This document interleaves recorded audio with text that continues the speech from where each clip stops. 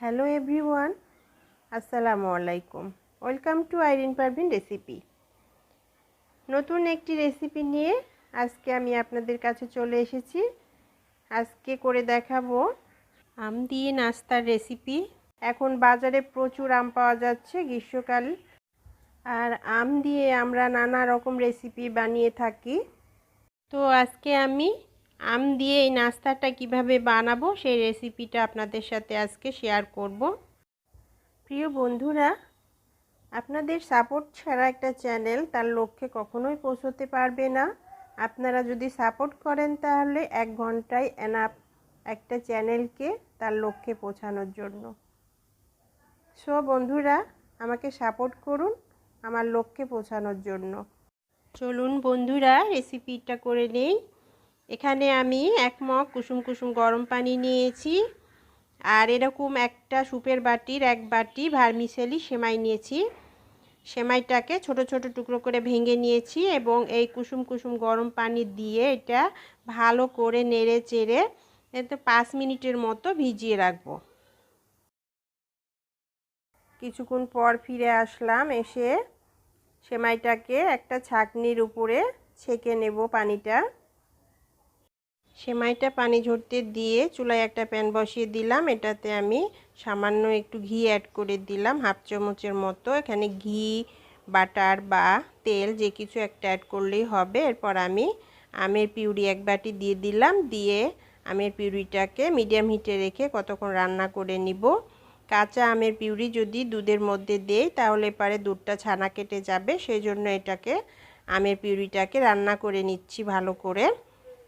আর হলো তেলটা অ্যাড করলাম প্যানে, কারণ আমটা তেল অ্যাড না করলে আমটা প্যানের গায়ে লেগে যাবে বা পুড়ে যাবে, সে কারণে। এরপর চুলায় একটা প্যান বসিয়ে দিয়েছি। প্যানে আমি 1 চামচ ঘি দিয়ে দিলাম। ঘিটা গলে আসলে পানি ঝরিয়ে রাখা সেমাইটা অ্যাড করে দিলাম। দিয়ে সেমাইটাকে আমি লো ফ্লেমে রেখে নেড়ে চেড়ে ভেজে নেব।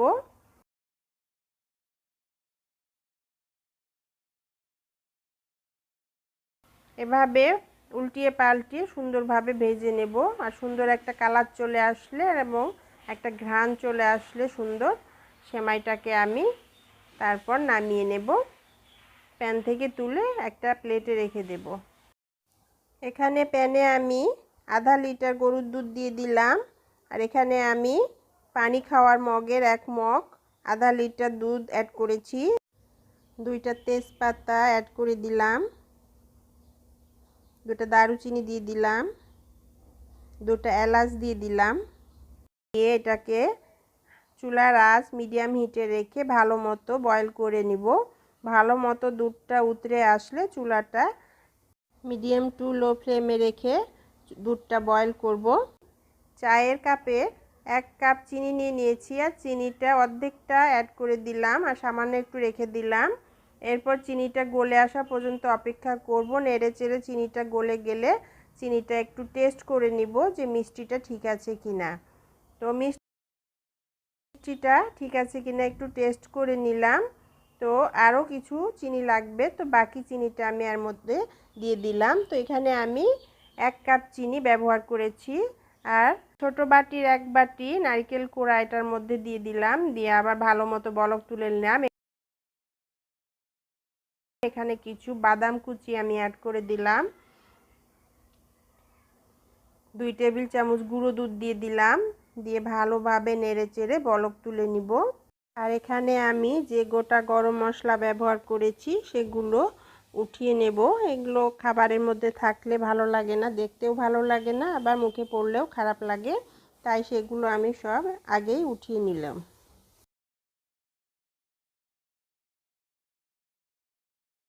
এভাবে ভালো মতো বলক তুলে নিব। আর এখানে আমি বাদাম, বিভিন্ন ধরনের বাদাম কুচি ব্যবহার করেছিলাম। চুলাটা বন্ধ করে দিয়ে তারপর আমি এখানে 1 বাটি আমের পিউরি দিয়ে দিলাম। দিয়ে এটা ভালো করে নেড়ে চেড়ে দুধের সাথে মিশিয়ে নিলাম। নিয়ে চুলাটা অন করে লো ফ্লেমে করে দিলাম। দিয়ে এটাকে কতক্ষণ রান্না করব। এরপর আমি ভেজে নেওয়া সেমাইটা এটার মধ্যে অ্যাড করে দিলাম। দিয়ে ভালোভাবে দুধের সাথে মিশিয়ে দেব। এভাবে নেড়ে চেড়ে চুলার আঁচ লো ফ্লেমে রেখে ভালো মতো বলক তুলে নিব। ভার্মিশালি সেমাই বেশি রান্না করতে হয় না, এটা ভালো মতো একটা বলক আসলেই বাস চুলাটা বন্ধ করে যদি পাতিলা থেকে একটা সার্ভিং প্লেটে ঢেলে নেই তাহলে খুবই ভালো হয়। আর পাতিলায় থাকলে পাতিলার গরমে সেমাইটা আরও কুক হয়ে যায়, আরও নরম হয়ে যায়। তো চুলা বন্ধ করে এটা ঠান্ডা করে নিয়েছি। এরপর একটা বাটিতে আমি সেমাইটা সার্ভ করে দিলাম। কিছুটা আমের পিউরি আমি রেখে দিয়েছিলাম, সেটা দিয়ে একটু সাজিয়ে নিচ্ছি সেমাইয়ের ওপরটা। আর কিছু আম কুচি আমি ওপরে ছড়িয়ে দিলাম। আর এখানে কিছু আমি বাদাম কুচি দিয়ে দিলাম। আমি সব রকমের বাদাম কুচি করে নিয়েছি। ঈদের দিন যদি এরকম একটা ডেজার্ট ডাইনিং টেবিলে থাকে তাহলে তার কথাই নাই। আমার রেসিপিটা ভালো লাগলে আমার চ্যানেলটিকে একটা লাইক, শেয়ার, সাবস্ক্রাইব, ফলো দিতে ভুলবেন না। এরকম একটা রেসিপি আপনারা বানিয়ে খেয়ে টেস্ট করে দেখুন, ভালো লাগলে কমেন্টস করে আমাকে জানাবেন। আর ভালো লাগলে বেশি বেশি করে ফ্রেন্ডস, ফ্যামিলির সবার সাথে রেসিপিটা শেয়ার করুন। একটা লাইক, শেয়ার, সাবস্ক্রাইব, ফলো দিয়ে আমার চ্যানেলের পাশেই থাকুন।